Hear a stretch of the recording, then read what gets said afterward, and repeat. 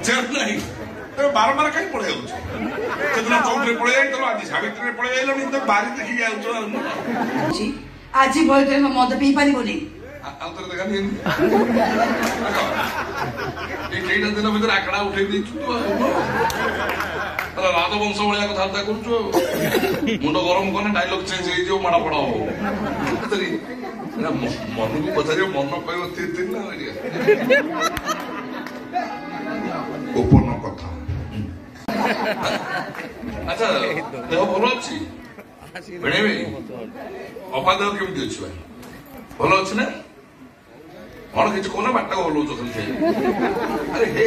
ତମେ ଜ୍ୱାଇଁ ପୁଅ ତମେ ଶ୍ୱଶୁର ଘରକୁ ଆଇଛ ମୁଁ ତମକୁ ବସିବାକୁ ନ କହି କଥା କହୁଛି ନାଇଁ ଏଇଟା ଠିକ ନୁହେଁ ଭୀମା ଆରେ ଜ୍ୱାଇଁ ପୁଅ ଆଇଲେନି ରେ ବାବା ପିଢା ପାଣି ଆଣ ଆଚ୍ଛା ଜ୍ୱାଇଁ ପୁଅ କଣ ଖାଇବେ ପୁରୀ ଘୁଗୁନି ଫୁଗୁନି ଆଚ୍ଛା ପ୍ରଥମେ ଟିକେ ଥଣ୍ଡା ନେବେ ନା ଗରମ ନେବେ ଶୁଣ ବିକ୍ରମ ମୁଁ ଏଠି ବସିବାକୁ ଆସିନି କି ଥଣ୍ଡା ପିଇବାକୁ ଆସିନି ଜ୍ୱାଇଁ ପୁଅ ସବୁ ମୁହଁ ଖୋଲି କୁହନ୍ତୁ ମୁଁ ଆସିଲିନି ପିଢା ପାଣି ଆଣ ପୁରୀ ଘୁଗୁନି କର ଅରୁଆ ମଟନ କର ଏଟା ଶ୍ୱଶୁର ଘର ଲୋକ ଆପେ କହିବା କଥା ଗୋଟେ ଶଳା ହିସାବରେ ମୋର କର୍ତ୍ତବ୍ୟ ଅଛି ନା ନାଇଁ ହେଲେ ମୁଁ ତ ଏଠି ଭିଣେଇ ହିସାବରେ ଆସିନି ଆସିଛି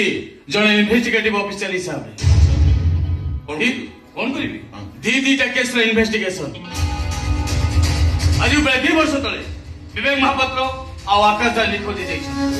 କୌଣ କାରଣବଶତଃ ବା ପ୍ରମାଣ ଅଭାବରୁ ପୋଲିସ ଡିପାର୍ଟମେଣ୍ଟ ସେ କେସଟା କ୍ଲୋଜ କରିଦେଇଥିଲେ ହେଲେ ମୁଁ ଜଏନ୍ କଲା ପରଠୁ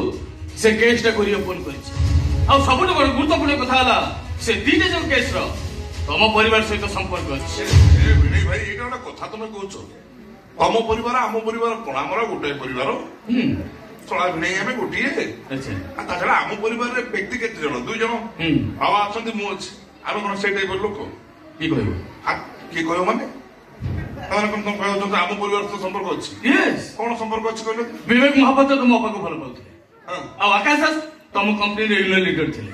ମୋର ସନ୍ଦେହ ସେମାନେ କୁଆଡେ ନିଖୋଜ ହେଇନାହାନ୍ତି ବରଂ ସେମାନଙ୍କୁ ମର୍ଡର କରି ତାଙ୍କ ଡେଡ ବଡି କୁଆଡେ ଗାୟବ କରି ଦିଆଯାଇଛି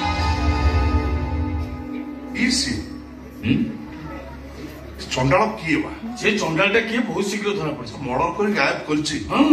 କିଏ ଟିକେ ମତେ ଖୋଜିବ ତ ମୁଁ ତ ଖୋଜିବାକୁ ଆସିଛି ସେଥିପାଇଁ ଆମେ କଳଙ୍କିତ ତା ପାଇଁ ହଉଛୁ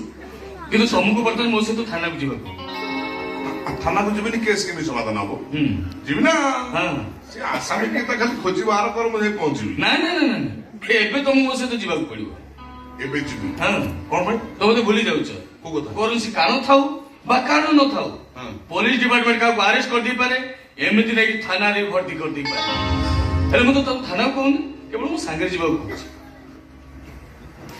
ହଉ ନା ନାଇଁ ନାଇଁ ଏବେ ନେବିନି ଆଉ କେତେବେଳେ ନବ କିଛିଟା ବାର୍ତ୍ତାଳାପ କରିସାରିଲା ପରେ ନେବିନି ଆଉ କଣ ବାର୍ତ୍ତାଳାପ କରିବ କର କରିବି ତମେ ତ ଭୁଲି ଯାଉଛ ନାଇଁ କୋଉ କଥା ନିଜ ମନକୁ ପଚାର କଣ ଭୁଲ କରିଛ କଣ ନାଇଁ ମନକୁ ପଚାରିବ ମନ କହିବ ତିନି ନା ଗୋପନ କଥା କାନ୍ଥ ବାଡର କାମ ଅଛି ତମେ ଭିଣେଇ ଲୋକ ତମେ କଣ ମତେ କେବେ ମିଛ କଥା କହିପାରିବ ମତେ ବି ସେ ଡାଉଟ ହଉଥିଲା ମୋ ବାବା ଏଡେ ସାଂଘାତିକ ଲୋକ ତମ ଶ୍ୱଶୁର ଗୁଡା କମ ନୁହଁ ଗାଡିଆ ପକା ଅପାର ଭଲ ପାଇବାକୁ ବାପା ଆଦୌ ସ୍ୱୀକାର କରୁନଥିଲେ ସେଇଥିପାଇଁ ତା ପ୍ରେମିକ ବିବେକ ମହାପାତ୍ରକୁ ବାପା ହିଁ ମାରିଦେଇଥିଲେ ଆଉ ଲେବର ମାନଙ୍କର ଡିମାଣ୍ଡ ପୂରଣ କରିବା ପାଇଁ ବାବା ଚାହୁଁନଥିଲେ ୟୁନିୟନ ପ୍ରେସିଡେଣ୍ଟ ଆକାଶ ଦାସକୁ ମାରିଦେଇଥିବେ ଆଉ ତମେ କଣ ମିଛ କଥା କହୁଥିବ ତେଣୁ ଗୋଟେ କାମ କର ଶ୍ୱଶୁର କିଏ ବାପା କିଏ କାହିଁ ଗୋଟେ ବୁଢା ଲୋକ ଜାଣିବେ ହୋ ହାଲା କରନି ଥିରିକିନା ଡାକି ଦିଅ ତମେ ନେଇକି ପଳାଅ ଠିକ ଅଛି ତମ କଥା ଯଦି ସତ ହେଇଥାଏ ତାହେଲେ ବାପାଙ୍କୁ ଡାକିକି ଥିରିକିନି ଗାଡିରେ ବସିକି ନେଇଯିବେ ହେଲେ ତମକୁ ବର୍ତ୍ତମାନ ମୋ ସହିତ ଥାନାକୁ ଯିବାକୁ ହବ ବାପା ଖାଇଲେ ତାଳ ପୁଅକୁ ପଡିବ କାଳ ମାନେ କହୁନ ନା ବାପା ମର୍ଡର କରିବେ ମୁଁ ଯିବି ଥାନାକୁ ଆଉ ଆଚ୍ଛା ଭିଣେଇ ଭାଇ କେସଟା ଯେମିତି କ୍ଲୋଜ ହେଇକି ଥିଲା ସେମିତି ରହିଗଲେ ଅସୁବିଧା କଣ ରହିଯିବ ଶ୍ୱଶୁର ଘର ଇଜ୍ଜତ ରାଜ ପରିବାରର ଇଜ୍ଜତ ତମ ଇଜ୍ଜତ ନୁହେଁ ତଳେ ପଡିଗଲେ ବାଧିବ ନୁହେଁ ତାପରେ ଶ୍ୱଶୁର କିଏ ବାପା କିଏ ବିଭିନ୍ନ ପ୍ରକାର ବେମାରୀ ବାପାଙ୍କର ଅଛି ହାର୍ଟ ପେସେଣ୍ଟ କିଡନୀ ଫେଲ୍ ବହୁମୂତ୍ର ରୋଗୀ ମାନେ କହି ହବନି କେତେବେଳେ କଟିଯିବେ ତାର କିଛି ଠିକଣା ନାହିଁ ତେଣୁ ଶ୍ୱଶୁରଙ୍କୁ ଏମିତି ଲଫଡ଼ାରେ ନ ପୁରେଇ ଆଇଛ ପୋଲିସ ଚାକିରି କରିଛ ଲାଇଫଟାକୁ ଏନ୍ଜୟ କର କାହିଁ ଲଫଡ଼ାରେ ପଶୁଛ ଶୁଣ ବିକ୍ରମ ମୁଁ ଲାଇଫଟାକୁ ଏନ୍ଜୟ କରିବା ପାଇଁ ବର୍ଦ୍ଦି ପିନ୍ଧିନି ବର୍ଦ୍ଦି ପିନ୍ଧିଛି ଏ ସମାଜକୁ ନ୍ୟାୟ ଦେବା ପାଇଁ ମୁଁ ଏବେ ଚାହିଁଲେ ତମକୁ ଏଠୁ ଆରେଷ୍ଟ କରି ଥାନାକୁ ନେଇଯାଇପାରେ हेलो नौनी कहीं कहले जिते जाने सड़ा बेड़ी संपर्क अच्छी ना से तुम छाड़ किंतु मु तुमको 24 घंटा समय दे दी गले 24 घंटा भितर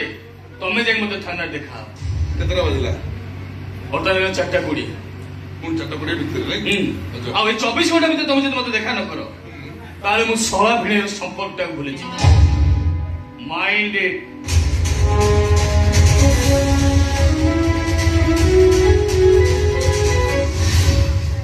भिड़े मोर भल पुलिस पार्ट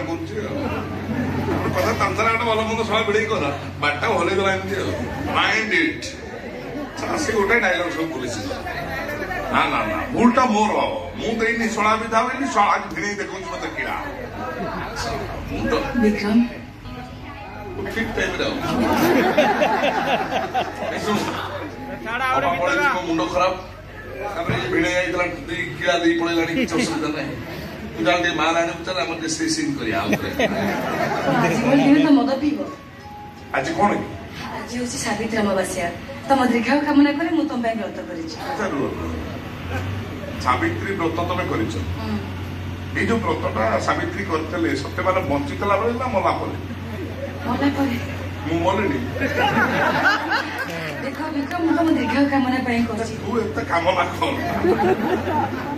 कामना पूर्ण कर जा माल नहीं विक्रम देख मु तुम पत्नी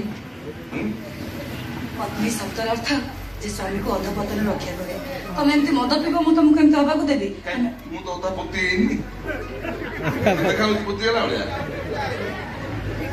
मुंड गरम करना माल आनी बुझा मु तुमको भलरे कहूची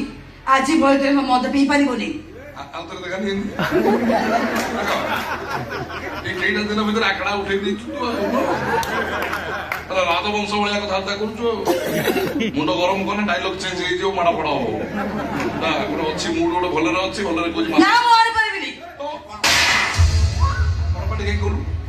कहीं बड़पाटी कलु तो फटे देवी तो मारी मुह जाए भलरे कुछ मार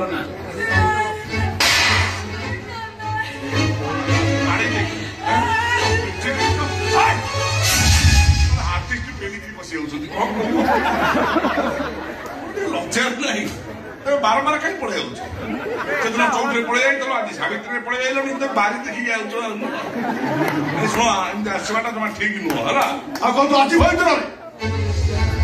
को मातमा को बस मुझे घर भर चुपचाप देख दिया कहीं देखो कहीं पाठ करना खाइब बो कहीं दिन खाइब तू मत मार हाँ तुम माड़ुआ लोक शुण माड़ुआ लोक माड़ ना कौन सही मारी भी कौन हे माइली तमे जते पर समते मारो हेले बाबा को मारनी मु तुमको नेउ रहउछे नहीं परिबु कंडीशन दा एका सब नहीं परिबु मिसिकरी 50-50 नियो ए मुराजा विक्रम बड़ियार से राजा ता स्टाइल रे बंची आज मो कथा परिचय कथा कह आज हाथ उठी काली बंधुक उठेब बस